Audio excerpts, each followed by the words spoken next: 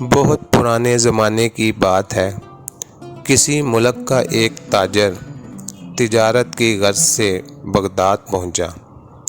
ان دنوں تجارت کا یہ قانون تھا کہ تاجر جس ملک میں تجارت کرنے جاتا، سب سے پہلے وہاں کے بادشاہ سے ملاقات کرتا، اپنا سارا سامان تجارت دکھاتا اور اس کی خوبیاں بیان کرتا۔ چنانچہ اس تاجر کو بھی بغداد پہنچنے کے بعد بادشاہ کے دربار میں پیش کیا گیا۔ تاجر نے بادشاہ کے حضور تحفے پیش کیے اور پھر مال تجارت نکالا اور ایک ایک چیز کی خوبی بیان کرتے ہوئے دکھانے لگا۔ حضور، یہ پانی سے چلنے والی گھڑی ہے جو میں نے یونان سے خریدی ہے۔ یہ قالین ہے جو ایران سے خریدا ہے اور یہ خاص ریشم کے تار سے بنا ہے۔ یہ قلم ملاحظہ فرمائیں جو میں نے جاپان سے بہت مہنگے داموں خریدا ہے۔ تاجر نے ایک ایک مال کی اہمیت بیان کی۔ بادشاہ نے مسکراتے ہوئے کہا، بہت خوب، تمام چیزیں بہت عمدہ نایاب ہیں جو تم نے ایران، یونان اور جاپان سے خریدی، لیکن یہ تو بتاؤ کہ تمہیں ہندوستان میں ہماری شان کے مطابق کوئی چیز نظر آئی؟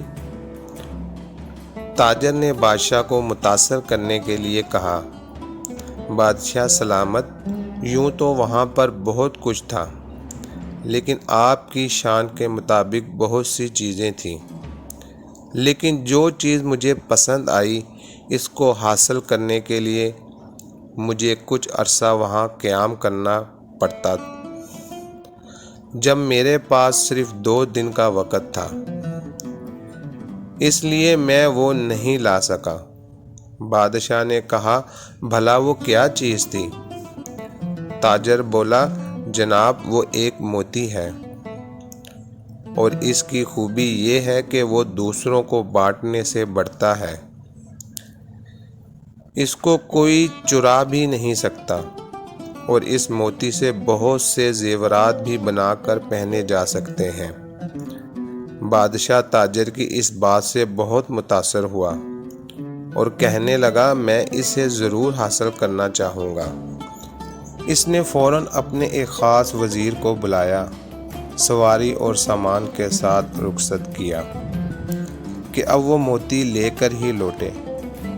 وزیر اپنے مقصد کے لیے نکل پڑا۔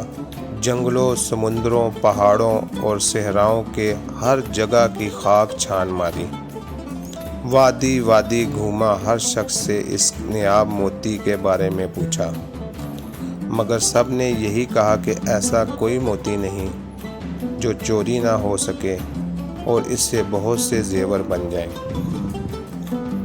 لوگ اس کی بات سن کر ہنستے اور کہتے، مسافر پاگل ہو گیا ہے۔ یوں مہینوں بیت گئے، نا امیدی کے سائے گہرے۔ دوستو، میری کہانی کا پارٹ 2 دیکھنے کے لیے میرے چینل کو لائک، شیئر اور سبسکرائب ضرور کریں تاکہ آنے والی میری نئی ویڈیو کا نوٹیفیکیشن آپ تک جلد سے جلد پہنچ سکے۔ شکریہ۔